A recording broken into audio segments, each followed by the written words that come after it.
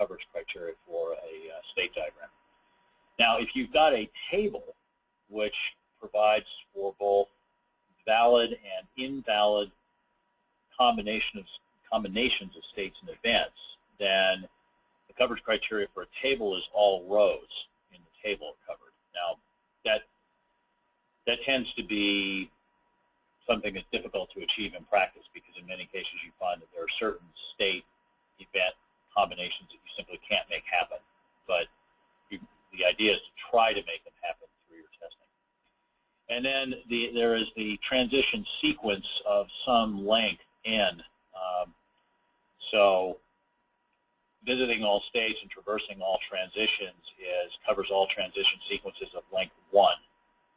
But we could also say, well, we want to cover all possible transition sequences of length 2 or length 3 or length 4 to try to see what happens when sequences of events occur. So we'll look at each of those three. Now, what are you trying to test with these state techniques? Basically, there are two things you're looking for. One is, does the wrong action occur? Okay, the system just does the wrong thing based on the state that you're in. Or does it perhaps do the right thing, but then all subsequent actions are wrong, leading to a conclusion that perhaps it got into the wrong state. Now, of course, if it exposes to you directly what state it's in, you can see that it got into the wrong state at the end of the test, right? Otherwise, again, you have to kind of infer it by the immediate action was correct, but then subsequent actions were incorrect. Okay, so here is an example of a state transition diagram. Those of you who've gone through the foundation program will remember this perhaps, but I'll go ahead and refresh memories. In many cases, state diagrams have an initial state. So this is the state in which the activity starts. And in some cases, they'll also have a final state. You see the indicators here of the initial and final state. Now, in some cases, applications don't really have a final state so much as they have what's called a quiescent state, which is the state that they return to.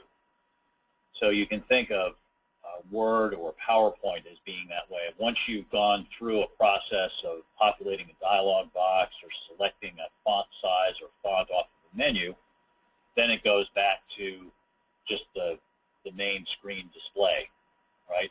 Like for example, if I were to exit out of the state I'm currently in PowerPoint here, which is the presentation mode, it would go back into the standard mode where I would see the menu across the top, right? And then I'd see this slide, and then underneath this slide I would see a little notes section, and then on the left-hand side I would see the outline of the different slides that I could present next or edit next, right? And that's the quiescent state of it, the home state. So in some cases, applications, especially applications that don't have any sort of termination other than that which is perhaps forced by the user, will just have that quiescent state. An ATM would be another example. If you draw a diagram for an ATM machine, right? I mean, it basically is waiting for a customer. That's its quiescent state.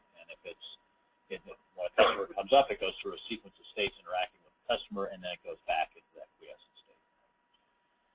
But in this particular example, what we see here, and this is an example of a state diagram for an e-commerce application, we're showing the application and its states from the point of view of the customer as opposed to the point of view of the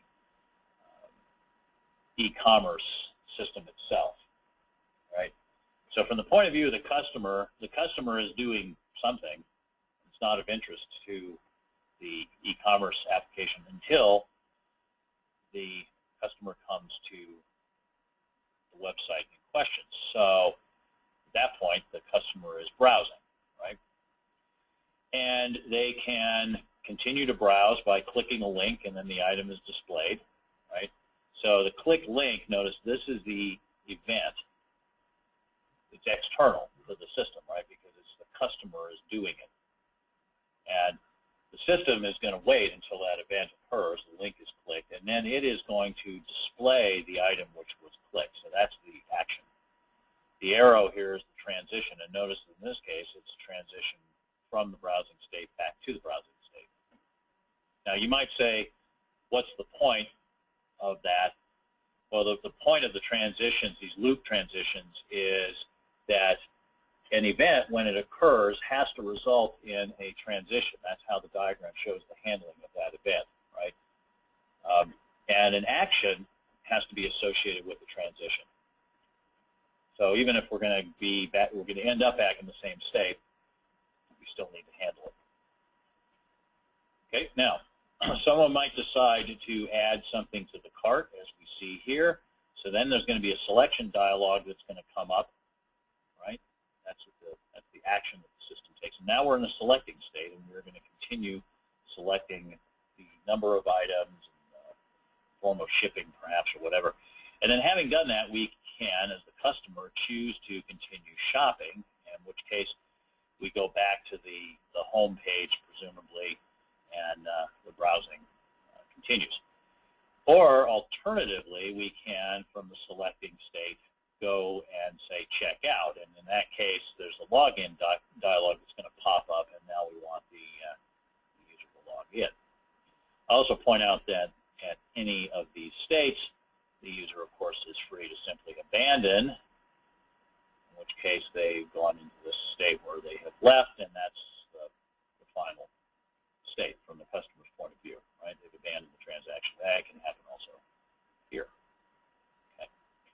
Now, in logging in, we can log in with a bad user ID and password combination. And there is an error message that's displayed. Notice here's the condition, because the same event, log in, if the username and password combination is good, will result in the display of a purchase dialog.